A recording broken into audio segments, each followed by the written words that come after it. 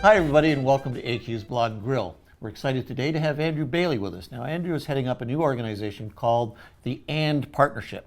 And he's joining us today from one of their offices. Could be New York, could be Toronto. We're not going to tell, but it's from a far, far mystical place. Andrew, welcome. Thank you, Alan. Pleasure to be here. Now, you've had already, for a young guy, a pretty active career in advertising. Can you just share a little bit of your pathway so far? Sure. So I started my career in traditional advertising at Leo Burnett. Always wanted to be in advertising. And so after a couple of years of doing my time on the traditional side at Leo Burnett, I transitioned into the digital space, initially with a company out of the UK. Right. And I came back to Toronto, actually, after the dot-com boom, and began working with an advertising agency that I founded called Fondue. I sold that company a couple of years later, and then I went to work at FCB to build their digital group, and then on to BBDO in 2007 or 2005 rather, to build out Proximity, which is BBDO's digital arm. And then I left Proximity in November of 2013 and started a new venture with a couple of business partners called the And Partnership, which is where I'm at today, as you mentioned. Great. So tell us a little bit about the And Partnership, because that seems like a whole new business model and really excited. I'm super interested in it. It is. I mean, we were kind of born out of the insight that clients today have a choice, and that is they can work with a smaller, nimble, creative shop that gets creativity very well and knows how to capture the hearts and minds of consumers, or you can work with a big network which is safe and responsible and probably has media buying power and analytics. Right. And we just think the clients shouldn't have to choose between the two. What have you heard from your new clients coming in that they chose you because? I think they chose us because we have all the disciplines that you would want to run a modern client business today sitting under one roof. And because we operate under one bottom line, we don't care if there's more data or more digital involved in the client's solution versus television advertising. So we really do literally get around a big round table as a team of people that are working to the same agenda to solve the client's business challenge. So that's one piece of it. Okay. The other piece of it is that we, like a law firm, have partners that are active on client business and that tend to come from a pretty diverse background and have worked in more than one place. Another reason is that we have an approach that we call high touch and low touch.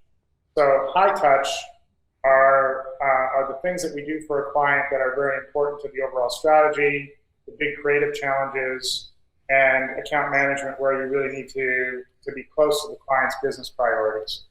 We then have a low touch group called the bots who execute the day-to-day delivery of a client business. We think better, faster, and cheaper because those people are designed to do that. What are you seeing? I mean, your organization is fairly young, but what are you hearing from clients and prospects that they're very interested in? Are they, is this now a big data deal that they say, well, can you help us understand our data? Yeah, I mean, that certainly is a part of it. I think that what we're hearing from clients is that they have more choices than they've ever had before in terms of going about solving the problems that they have. And they need partners that can parse and understand those alternatives and choices. And I think the one thing that we sometimes lose track of in the agency world is that clients are exposed to a great number of factors or influences that help shape their business, or the decisions they have to take to get solutions for their business are way more complex than just a creative solution. And I mean, so for example, when we started working with the Wall Street Journal, we were in a pitch with them against a very traditional agency that had an amazing reputation. And while we came to the table with a great creative idea, as did they, we also came to the table with a view on how we could help them acquire more valuable customers. Right. And keep the very valued customers that they have. And that was born out of insights that we found in their data, in their existing customer information, and doing some modeling on how they're going to achieve the growth objectives that they had over the next 3 years. Right. And that's a very, very different approach than just coming in with a big creative idea. Right. If you look at what's happening right now in the US, around the number of big media agency reviews that are going on, clients are very much starting to understand that the context, and along with obviously understanding what the consumer needs are and being centered on the consumer, the context and how consumers absorb and move between channels is more important than ever. And one of the things that we did as an organization was say that media cannot be divorced from our overall offering. And so we have a group called M6 within the M partnership, which is a joint venture with Group M, which gives us access to the scale and technology and all the stacks that they have in terms of analytics and buying capability. And that, in a world where we're very quickly moving to very addressable media formats and customizable content geared to different profiles and consumer tastes, that's a really valuable asset and something that we have no intent of losing. Right. What's emerging right now that you think you and your organization is going to be able to take advantage of or leverage to the benefit of your clients? I think, we've made massive, the growth of programmatic buying in the US has tripled in the last 12 months. It'll probably, triple again or, grow by a factor of 4 or 5 in the next 12 months. Right. It's an amazing shift. And I think, there's a lot of things that we need to watch out for, like, fraud and bots and all of that to come with it. But in any emerging industry, you're going to have those challenges. And I think you're going to very much see a continued kind of growth and the sophistication of how we target consumers and what then the creative implications are for the ability to do that targeting and marketing to them. You graduated from a fabulous business school, Wilfrid Laurier University in Waterloo, yes, where we met. Yes. And what advice would you give my students now if they wanted to go into this category? What should they be really good at? What should they be passionate about in terms of getting in? I'd say a couple of things. The first and probably most important thing is that in order to be in this business today, you need to be insatiably curious. You really, really do. There's no world in which we do the same things in the same way, and the technology and consumer behavior is changing at such a rate that you need to be able to want to download the latest app and play with it, whether or not it's going to stick or whether or not it's going to make a difference to a client's business in the long run.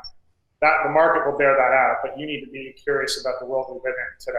Good. So I have a great problem with people in our business who are walking around with 2 generations of iPhones ago, or haven't tried an Android phone, or haven't picked up a wearable, because if you look around, just walk down the street and see what consumers are doing, that is something that is is a massive part of our world today. If you're not curious about that, right, you kind of got a challenge. The second thing I would say is that you absolutely need to love what you do. You get knocked down a lot. You need to be able to pick yourself up, dust yourself off, and have the love of the industry and the business to kind of carry you through those tough days. And then the final thing I'd say is that, and this sounds kind of classic and old, but it's really, really true, is that I think you need to be willing to do the things that other people are unwilling to do. Right. You've got to be willing to read that extra research report, or read the paper, or consume the right kind of media every day to know what's going on in the world, right, and be perfectly comfortable being uncomfortable in that way. Well, Andrew, it's been such a pleasure chatting with you today. I mean, I'm blown away how well you're doing, and keep doing it. Thank you. It's been my pleasure, and listen, I got a very good start sitting in your advertising class, so I couldn't have done it without you, Matt. Thank you very much. Thanks, Andrew. Thanks everybody for tuning in. I hope you enjoyed our interview with Andrew Bailey. Now, you can subscribe very easily. Right here, there's a button right there.